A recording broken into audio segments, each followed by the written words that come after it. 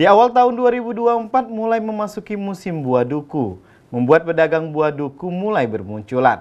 Salah satunya pedagang buah duku Safa yang berjualan di Pasar Megang Sakti di pinggir jalan Diponegoro, Kecamatan Megang Sakti, Kabupaten Musirawas.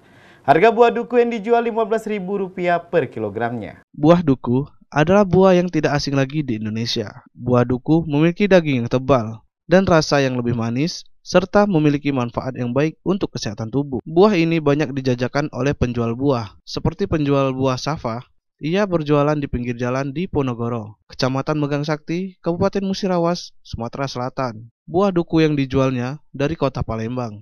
Pedagang buah Safa mengatakan, buah duku yang dijualnya berasal dari Palembang. Untuk harga buah duku dijual Rp15.000. Kembali dirinya menyampaikan, harapan kedepannya semoga penjualannya laris.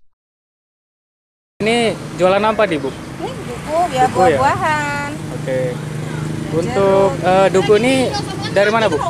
Diambil Palembang. dari Palembang. Untuk harga per kilonya berapa, Bu? 15.000. Oke, baik. Untuk ini baru pertama kalinya jualan nih, Bu ya? Iya, baru musim ini bawaan. Baru musim. Baik, itu aja. Harapan kedepannya, Bu, gimana, Bu? Semoga jualannya lancar ya, Bu ya. Pesannya ramai memang agak.